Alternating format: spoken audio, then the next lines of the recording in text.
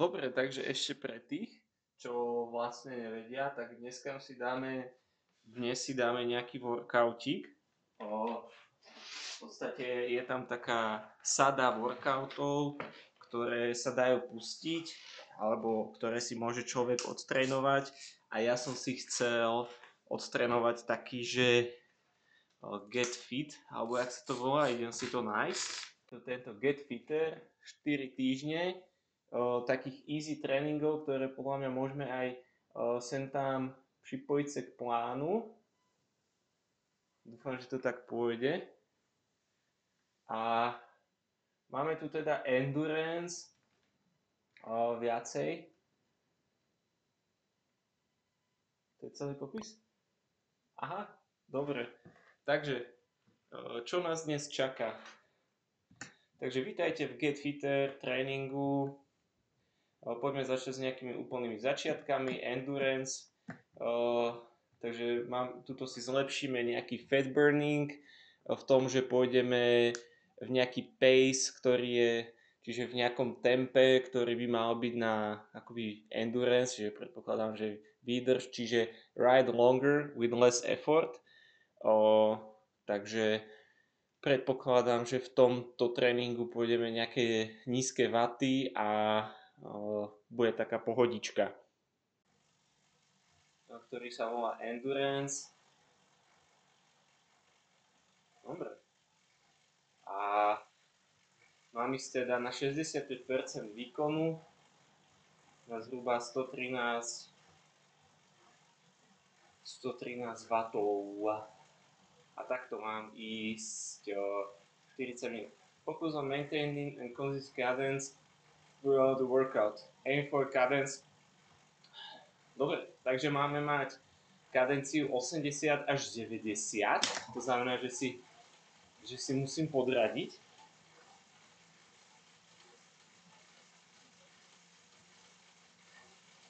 Tuto z 80 až 90 otáčiek.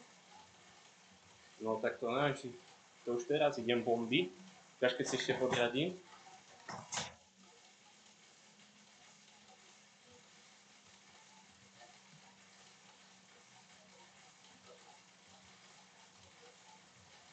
Dobre, takže asi nejak takto budem musieť ísť. Neviem, je to docela také divné, že to sa podľa mňa zadýcham len z toho, že musím tak veľa točiť.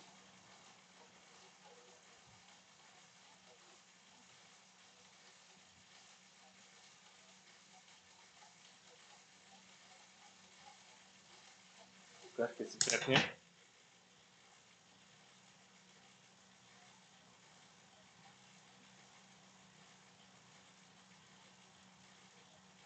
Jasné. Teraz mi to píše, že mám ísť konzistentne.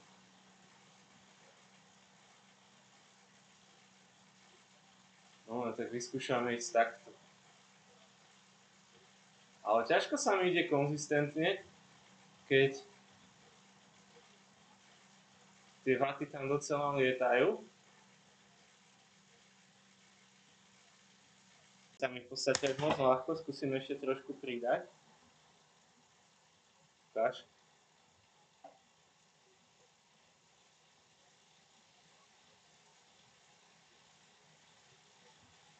No, to je trošku lepšie. Asi radšej budem mať tie vaty možno vyššie. Aha, jak idem jak bomba. Čistá gula. No a teraz máme nejaký zjazdík. And breathe deeply. This will help you maintain your endurance and avoid unnecessary fatigue. No, to by som mal rozprávať čo najmenej.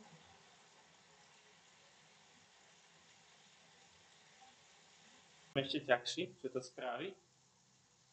Neviem, či už mi tie RPM potom moc nepadnú. No dobre, toto sa mi páči. Toto je dobrý prevod.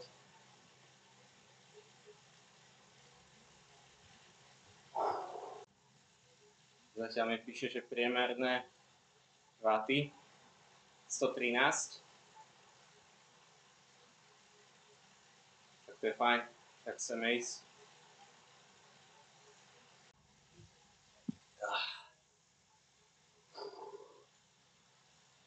Kokos, jak sa to rozkolísalo.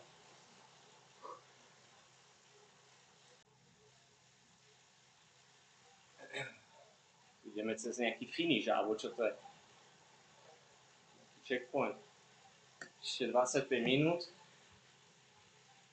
Takže 15 minút za nami. Zatiaľ chillik. Myslím si, že aj keby som nerozprával, tak ten tep by bol trošku ešte nižší. Ale nevadí. Nezabudnite si užívať krásne scenérie Mediterranean Sea. Dobre, užívam si to. A keď zrovna táto časť vyzerá jak taká nejaká cesta niekde k moru. Aha, chcel som inak povedať, že niekde v Grécku a tam vyzeral jak nejaký grécky nápis. Inak ja vlastne aj neviem, že kde jazdíme, takže... Ale vyzeralo to jak nie naša latinka, takže... So,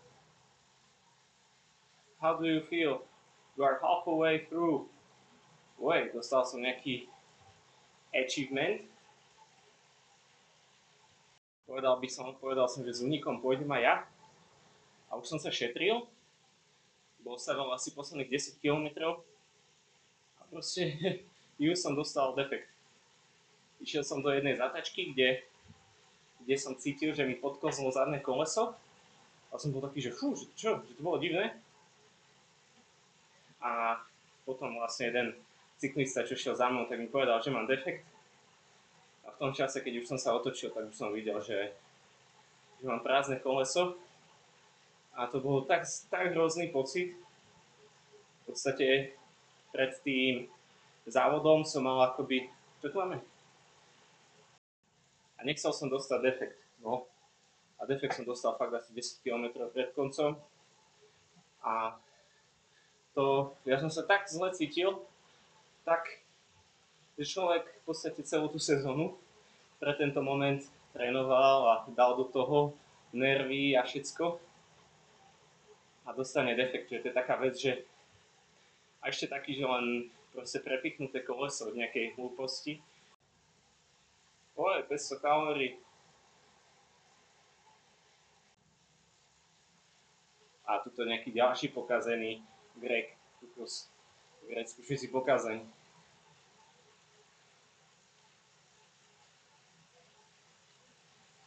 Aha, to je jak viac odstavených, tam je isto nejaký zjazd na pláž. Strašný drog ľudia. Dobre, koniec za 3 sekundy. 2, 1, Sevas.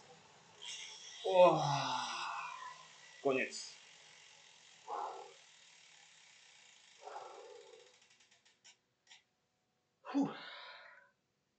Dobre. Tak nejaké štatistiky si môžeme povedať. Dostal som... trošku kvaplo.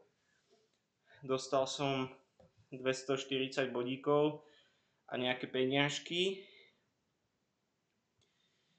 Average heart rate 120, total time 40, average power 119, mali sme ísť 117, nie?